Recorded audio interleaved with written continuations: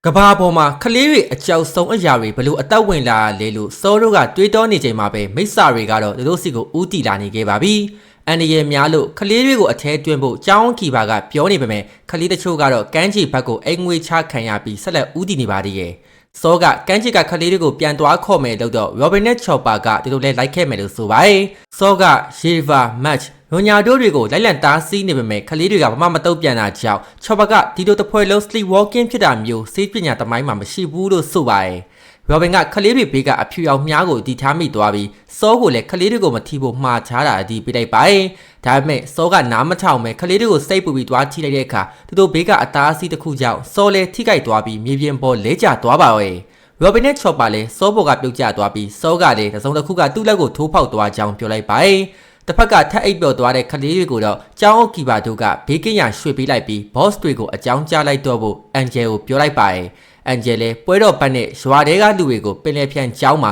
ခလေးတွေအားလုံးရုတ်တရက်အိပ်ပျော်သွားကြပြီးကိုယောက်ကတော့တနေရာကိုဦးတီလန်းလျှောက်သွားကြတယ်ဆိုပြီးစက်တွေပိုးကောင်ကတဆင့်လှမ်းအကြောင်းကြားလိုက်ပါတယ်။ကောင်းကင်ရံမှာလည်းထူးဆန်းတဲ့မကောင်းဆိုးဝါးတွေပေါ်လာကြတယ်ဆိုတော့ခလေးမိဘတွေနဲ့အတူဂျိုင်းဝါရီယာတွေလည်းစိတ်ပူကုန်ကြပါရဲ့။ခလေးကိုယောက်ဟာတက်ကိုင်းလန်းချောင်းရှစ်ကိုဦးတည်နေတာဖြစ်ပြီးမစ္စတာဆောကတွားသားစီးနေတဲ့ထပ်ပြောလိုက်တော့ဂျင်ဘဲနဲ့နာမီလည်းဘာဝေထူးဆန်းဖြစ်ကုန်ကြလေခုနကလည်းမီအောက်ကဘာဘက်ကမီးတောက်တွေ့လိုက်သေးရလို့ဆိုပါရဲ့တက်ကိုင်းလန်းချောင်းရှစ်ဆိုတာကခုနကမီးတောက်ပေါ်လာတဲ့နေရာဖြစ်ပြီးဒီရဲ့ချိန်ခေါင်းဆောင်ဂျာယိုနဲ့ဦးဆုပ်တို့ကတော့မူးယူနေကြဆဲပါဂျာယိုကသူ့ရဲ့ great granddaughter ရေဗာလေကျောင်းမှာပဲလို့ပြောလိုက်ပြီးဘရုတ်ကပါမူးယူနေရကြောင်းနာမီကချော်ပါရဲ့ဒီအချိန်မှာပဲတိမ်တင်မော်ဒဇင်တအုပ်ဘက်ဦးတီလာနေခဲ့ပြီးအဲ့ဒါဟာအဲဘက်ရဲ့အကြောက်ရွံ့ကင်းတဲ့မီးတမဟာအဖွဲ့လို့ဂျိုင်းရန်တအုပ်ကဆိုပါတယ်သူတို့တွေတော်မီကိုညှိဖို့ပြင်လိုက်ချိန်မှာတော့အီယာမတ်စကယ်လီတန်ကြီးကထွက်လာပြီးရိုက်ချလိုက်ကအားလုံးအောက်ပြုတ်ကြကုန်ကြပါရဲ့တစ်ဖက်ကဆွန်မတ်စတိုကတော့အေးစေးတောက်စားနေကြပြီး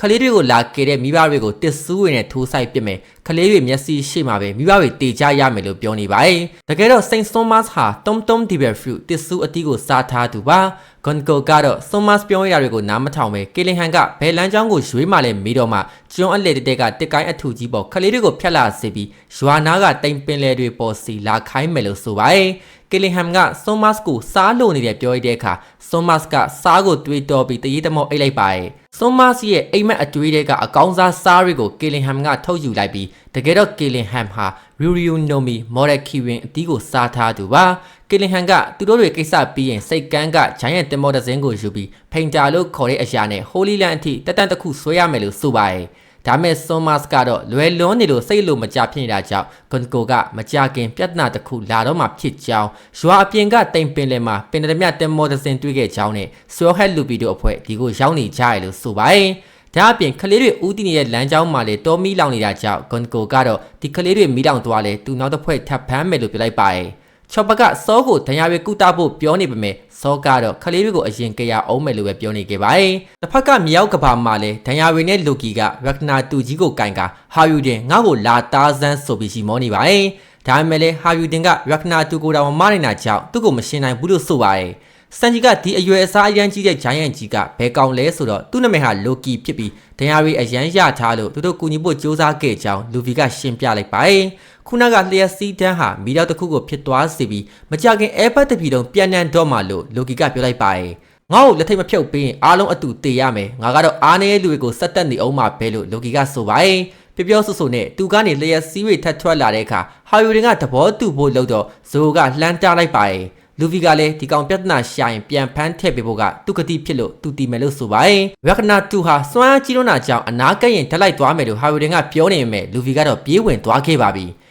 ဂါဒစ်ကလည်းရက်နာတူဟာတခါထိခိုက်ပြီးရနဲ့နေမင်းကပါအထိပါထိခိုက်ကုန်မှာဖြစ်ပြီးရက်တန့်လို့မရဘူးပြောနေတဲ့လူဗီကခုန်တက်သွားပါပြီ။ဇိုလည်းတတိထားဖို့လှမ်းော်နေရပြီးလူဗီကတိုက်ခိုက်ဖို့အသင်းပြင်နေချိန်မှာပဲလူကီကဒီတခါတော့ငါရှုံးပြီလို့တိုးတိုးလေးရေရွတ်နေပါရဲ့။ကွန်ကွန်အဲဘလွန်နဲ့လူဗီကရှင်ဘက်ကိုထိုးချလိုက်ချိန်မှာလိုကီလည်းသူ့ကိုပစ်ချကဒူးထောက်လဲကျသွားပါပဲ။လိုကီတေလူမျိုးပါတန်ရရီရှာထားတာအမှန်ပဲဖြစ်ပြီးကြံရှိသမျှအားအကုန်ထုတ်တုံးကအားလုံးကိုအယူလို့အောင်မြင်လွတ်မြောက်နိုင်မယ်ဆိုပြီးရှေးဆက်ကူမလားအနစ်ခံမလားလောင်းကြီးထက်သွားတာလို့ဇိုးကတုံးတက်လိုက်ပါရဲ့စန်ဂျီကလည်းတလောက်တန်ရာရီနဲ့အောင်တလောက်ကျန်းတာတကယ်မကောင်းဆိုးဝါးပဲလို့ဆိုပါရဲ့လိုကီကိုစေးကူပေးမလားဒီတိုင်းတရားပစ်ထားခဲ့မလားကတဘောပဲလို့ဇိုးကပြောတဲ့အခါလူဗီကတော့သူလိုကီနဲ့စကားပြောစရာရှိသေးရဲ့လို့ဆိုပါရဲ့ ရိုဒိုကလည်းလိုကီကိုအခုလိုတေလူမျိုးပါတက်ခိုက်သွားတဲ့တရက်ခန့်ကိုတိကျင်မိရဲ့တွေးနေပြီးလူဗီကလည်းလိုကီကိုကဲတင်ပေးဖို့မကောင်းတဲ့လူစုံရင်တောင်ဒီတိုင်းပြမထားတင်ဘူးလို့ဟာရီဒင်ကိုတောင်းဆိုနေပါတယ်ဒီလိုနဲ့ပဲဇိုစန်ဂျီနဲ့ဂိုဘတ်တို့လည်းအမဲလိုက်ထွက်လာလိုက်ကြပြီးလိုကီရဲ့ဘိုက်ကိုဖြည့်ဖို့ကတားကောင်ခက်ကြီးရှာမှရမယ်လို့ဂိုဘတ်ကဆိုပါတယ်ဇိုကစန်ဂျီကိုမျက်ခုံးမွေးကောက်လို့ခေါ်လိုက်ပြီးစန်ဂျီကလည်းဇိုကိုနှင်းရင်ကြီးခေါင်းလို့ပြန်ခေါ်ကထုံးစံတိုင်းစကားများနေကြပါတယ်တစ်ဖက်ကလိုကီကိုတော့ဂါဒစ်ကကုသပေးထားပြီးပြန်ကောင်းဖို့လာအနှဲငယ်လောက်လိုမှာဖြစ်ကပိုတတစေးချင်းဒီလိုနေရာမျိုးမှာမထားတင်ဘူးလို့ဆိုပါတယ်ရွာရဲခေါ်သွားရင်လေအားလုံးကဝိုင်းကွက်မြတ်ခိုင်းကြလိမ့်မယ်လို့စတက်ဆန်ကပြောလိုက်ပြီးလူဗီကြောင့်တာမဟုတ်ရင်ဒီလိုလည်းမကူပေးချင်ဘူးလို့ဆိုပါတယ်လိုကီခေါင်းမှာလည်းဂျိုးနှချောင်းရှိနေပြီးဒါဟာခမဲတော်ဘရင်ဟာရစ်နီတူရှေးဟောင်းဂျိုင်းယန်တွေစီစဉ်နေလို့ပါတစ်ချိန်ကဘရင်ကြီးဟာရစ်ဟာတားတော်နှစ်ပါးဖြစ်တဲ့ဟာယူရီနဲ့လိုကီတို့ကိုခေါ်ဆောင်ပြီးသူတို့နှစ်ယောက်ဟာတန်မိုးအရှိဆုံးရန်နာတွေဖြစ်ကြတာမို့လို့နောက်တစ်ချိန်သူနဲ့ရွာဆန်ခဲ့ရင်အတူတကွပူးပေါင်းကတားတော်နှစ်ပါးအဲဘက်ပြည်ကြီးကိုစောင့်ရှောက်ရမယ်လို့မိန့်ကြားခဲ့ပါတယ်လိုကီဟာဟာယူရီကိုအပေါင်းပါဝင်နေအမြဲအနိုင်ကျင့်လေးရှိပြီးမျိုးမစစ်တရားမဝင်သားဖြစ်တာကြောင့်ညီအကိုမတော်ခြင်းဘူးလို့ပြောခဲ့ပါတယ်ဒါတွေကိုပြန်လဲတွေးတောနေမိတဲ့ဟာယူဒင်တယောက်ဒေါ်ရာတွေကိုမမျိုးတိတ်နိုင်တော့ပေပစိန်ကိုကောက်မလိုက်တာကြောင့်ဘေးကမျိုးလိုနဲ့စတက်ဆန်တို့လည်းဝင်တားရပါတော့မိခင်ကိုစော်ကားဖခင်ကိုတပ်ဖြတ်ခဲ့တဲ့လူကီကိုခွင့်မလွတ်နိုင်ဘူးပြောနေချိန်မှာပဲလူကီကတက်ချင်အခုတက်လိုက်တော့လို့ပြောလိုက်ပါတယ်ဒရမာတွေခင်းဖို့အချိန်တောင်မင်းမှရှိသေးရင်ဖြစ်ခဲ့တဲ့ကိစ္စတွေကိုတေချာပြန်တွေးတောကြည့်လို့ဆိုပါတယ်ငါတို့ရဲ့ခမဲတို့ကိုငါကရည်ရွယ်ချက်ရှိပြန်တက်ဖြတ်ခဲ့တာလို့မင်းတကယ်ထင်နေရလားလို့လူကီကထပ်ပြောလိုက်ပါရဲ့ဒါလေးကတော့ One Piece episode 1173ဖြစ်ပြီးတော့174ကိုထွက်လိုက်ဆက်တင်ပြီးတော့မယ်ကျေးဇူးအများကြီးတင်ပါတယ် like လေးတယောက်ချက်စီနေပေးခဲ့ကြပါအောင် channel ကို subscribe လုပ်ပေးခဲ့ကြပါအောင်ကျွန်တော်ကတော့စမှတ်ပါ